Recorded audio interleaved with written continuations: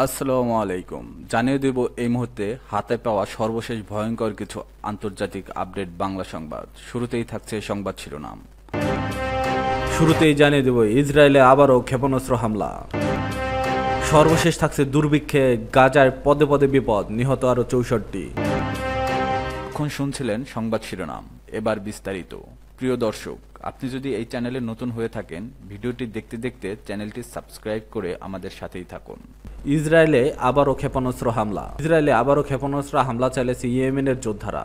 Israeli সেনাবাহিনী বুধবার জানিয়েছে তারা ইয়েমেন থেকে ছোড়া একটি ক্ষেপণাস্ত্র প্রতিহত করেছে।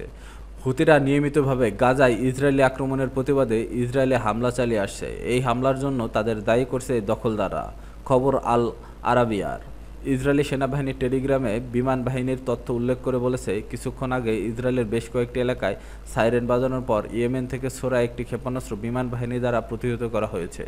তাৎক্ষণিকভাবে কেউ ক্ষেপণাস্ত্র হামলার দায় স্বীকার করেনি, তবে ইরান সমর্থিত হুতিরা তাদের ফিলিস্তিনি মিত্র হামাসের সমর্থনে প্রায় ইসরায়েলে হামলা করে।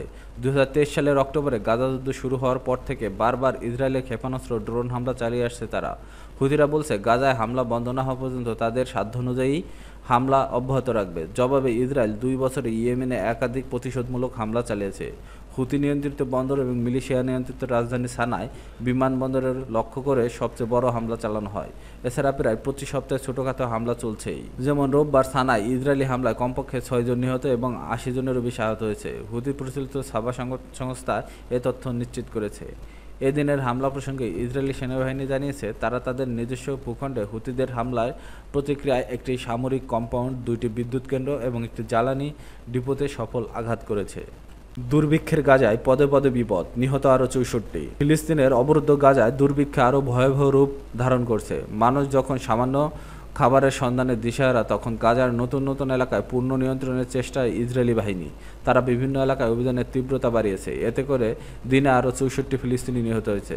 বুধবার এক প্রতিবেদনে সংবাদ মাধ্যম আল জাজিরা জানিয়েছে, গত 24 ঘন্টায় গাজায় মানবিক সহায়তা কেন্দ্র হামলা চালানো হয়েছে। ত্রাণ নিতে গিয়ে প্রাণ হারিয়েছে 13 জন। এই দিন অনাহার ও অপুষ্টির মৃত্যু হয়েছে আরও 3 জনের। নতুন করে নিহতদের মধ্যে মঙ্গলবার গাজা নগরের পূর্বাঞ্চলের একটি জনবহুল বাজারে ইসরায়েলি হামলায় কমপক্ষে 5 জন ফিলিস্তিনি নিহত হয়েছে। এই হামলায় আরও অনেকে আহত হয়েছেন। তাদের অবস্থা আশঙ্কাজনক।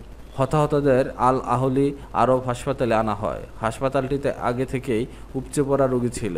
গুরুতর আহতদের কেবল প্রাথমিক চিকিৎসা দিয়েই সময়ক্ষেপণ করতে বাধ্য করা হচ্ছে কর্তৃপক্ষ। এদিকে গাজার গুরুত্বপূর্ণ নাসের হাসপাতালে বিমান হামলা চালিয়েছে ইসরায়েলি বাহিনী। 2 দফায় চালানো এই হামলায় অন্তত 20 জন নিহত হয়েছেন। নিহতদের মধ্যে 4 জন সাংবাদিকও আছেন বলে জানিয়েছে ফিলিস্তিনি স্বাস্থ্য কর্তৃপক্ষ। সোমবার সকালে এই হামলার ঘটনা ঘটে। প্রত্যক্ষদর্শীরা জানান, প্রথমে হামলার পর উদ্ধারকর্মী, সাংবাদিক ও সাধারণ মানুষ ঘটনাস্থলে ছুটে এলে হাসপাতালের দ্বিতীয় দফা হামলা চালায় ইসরায়েলি বাহিনী। হামলায় মুহূর্তেই মাসুরির পরিচালিত রয়টার্সের সরাসরি সম্প্রচার হঠাৎ বন্ধ হয়ে যায়। রয়টার্স এক বিবৃতিতে জানিয়েছে, আমরা গভীরভাবে শোকাহত। আমাদের সহকর্মী হুসাম আল মাসুরি মৃত্যু এবং হাতেম খালেদের আহত হওয়ার ঘটনায় আমরা জরুরি তথ্য সংগ্রহের চেষ্টা করছি এবং গাজা ও ইসরায়েলের কর্তৃপক্ষকে হাতেমের জন্য দ্রুত চিকিৎসা সহায়তা নিশ্চিত করার জন্য আহ্বান জানিয়েছি।